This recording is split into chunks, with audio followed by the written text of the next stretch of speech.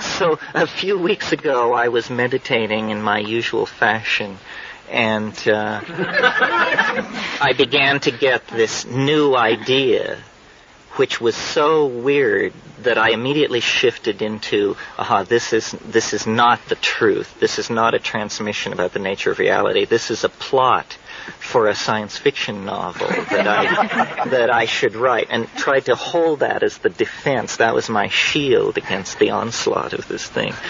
And I've never been one for Atlantis or Lemuria or all these invisible prehistoric lands and places that people enjoy so much.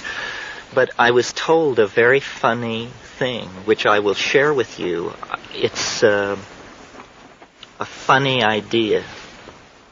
Now let's see, how does it go? It has two versions, one of which speaks a scientific language, the other speaks a mythological language. Okay, so the scientific language goes like this. There's something in the universe called a fractal soliton of improbability.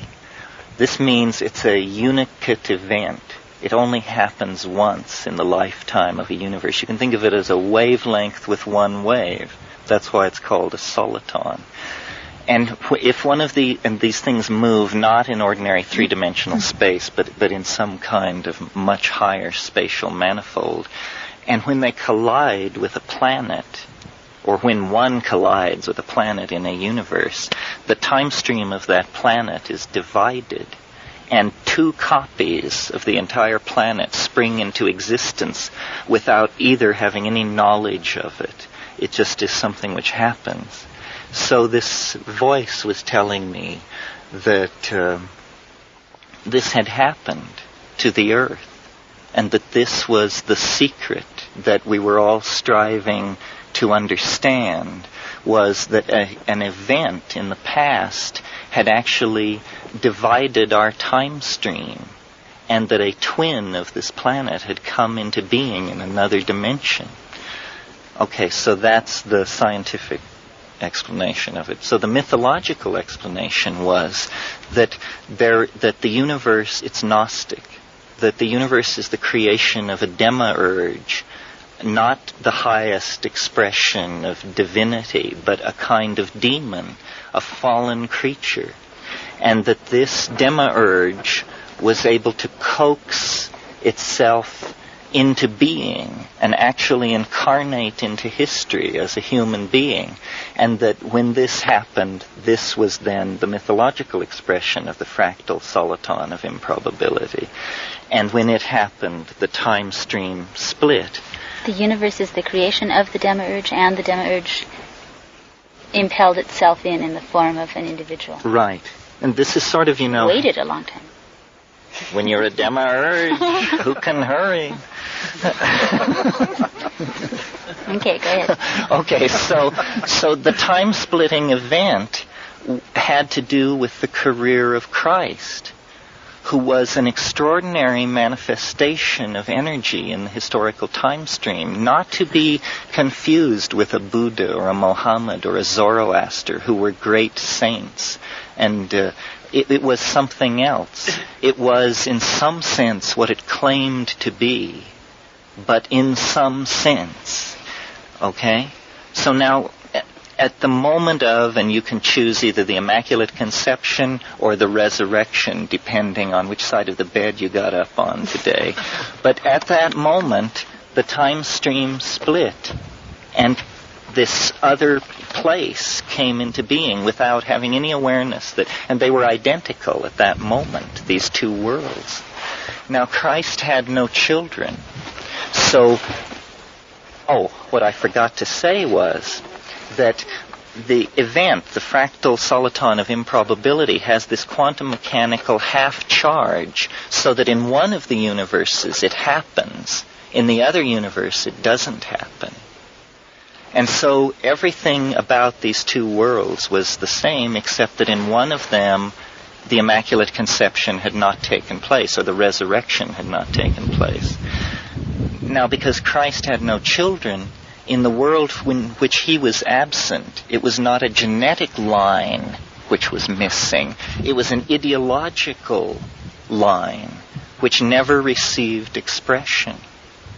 And consequently, as time passed, first decades and then centuries, the absence of this particular intellectual influence in the world changed the world radically in the following way. Greek science did not suffer the suppression that occurred with the conversion of Constantine. The academies were not closed. The Hermetic knowledge was not repressed. Conversely, the empire was stronger and was able to repel the barbarian invasions of the 2nd to the 5th century. And mathematics, which had halted in our world at Diophantus, proceeded through his disciple Hypatia to develop a calculus by AD 370, so that the millennium of Christian stasis that occurred in our world did not occur in that world. And as time passed and engineering advances occurred, by around 850, they had ships which were able to cross the Atlantic Ocean, and they encountered the Mayan civilization reaching its fullest flower in Guatemala and on the Yucatan Peninsula. And in fact, in this vision, I saw the Roman Emperor Cosmodorus V make a pilgrimage to Tikal in 920 to be present at the coronation of a king at the end of Baktun VIII. Anyway, this Greco-Roman imperial culture immediately recognized the genius of the Mayans in mathematics and astronomy, and Europe was transformed into an amalgamation, a Greco-Mayan civilization with the...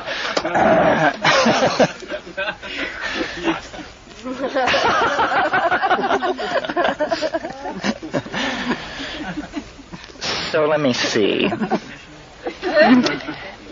And this civilization continued to develop. Now, one of the influences which the Mayans brought into Europe around the year 950 was their extremely sophisticated psychopharmacopoeia and shamanism.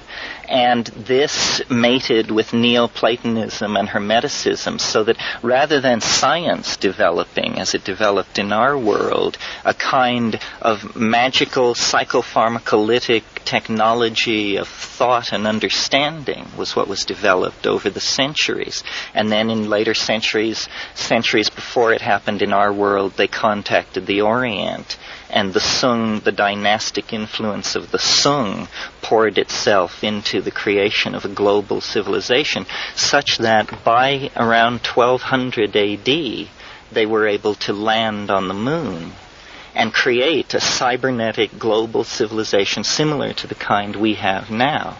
They continued evolving with all this psychotronic and shamanically derived, and now by this time you can imagine it was an unbelievably exotic and alien civilization compared to our own. The fruits of their psychedelic and psychoanalytic investigations into higher space was the discovery of our world. They found out what had happened. They figured it out by studying dreams, and by making deep journeys into the psychedelic space. They were able to discover our sleeping unconscious with its repository of the legacy of the Christian centuries under the reign of this demiurgic ideology. And they conceived of the notion of saving us. And it has to do with this whole thing about the UFOs and influence in dreams and astral traveling, and the other side is actually the manifestation of this bizarre Greco-Mayan postmodern starfaring civilization trying to reach across the dimensions to save us from the momentum of our history by making us aware of, first of all, their existence, and also their technology, which is evolving toward a point where I think around the Mayan millennium, around 2012, the time island will be we will flow past the time island, and the two time streams will be rejoined, and we will make peace with this civilization, which is now 1,000 years more advanced than us, with this totally different cultural history and this completely different take on reality. So this came to me in the space of about 15 seconds. And more details have flowed in, and I use it mostly as a meditational device because it's so interesting to ask to be told about how this other civilization developed. Its amazing exoticism, its Neoplatonism, its Taoism, its Mayan influences, melded into a completely different kind of civilization than the one that we inherited. I've always thought, that Christianity, without making any judgment about Christ himself, that Christianity is hands down the single most reactionary force in all of human history. And where would we be had that 1,200 years not been given over to this peculiar meditation, All the pieces were in place for the kind of civilization that I've outlined. It was just a coincidence.